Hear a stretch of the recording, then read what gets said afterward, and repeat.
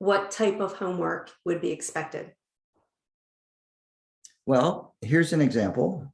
So say in one class, we work on intentions, agreements, the power of the word, and we're talking on a very high energetic level, the power of the word.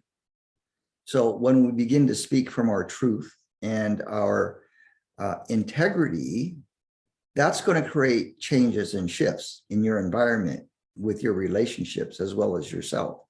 And so if something comes up, shall we say like an old pattern, the homework part is to recognize, oh, that's an old pattern. Now I can be free of that by my choice, by the power of the I am in choosing a different agreement, shall we say, with the world and with oneself, with your body. So that could be as an example of, all right, I'm going to choose a different perspective in this experience right now.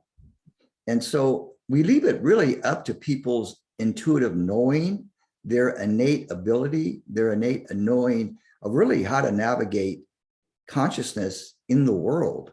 So in a sense, we are teaching people to remember their innate knowledge, their innate knowing of everything from how to meditate and to teach others how to meditate, to self-healing, to navigating in the world without being caught in it.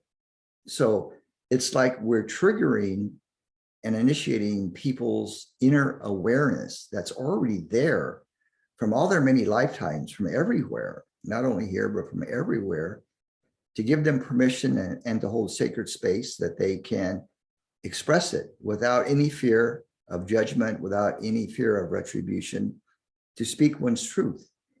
And today, it feels imperative that we all, in our own way, stand in our own knowing and our truth.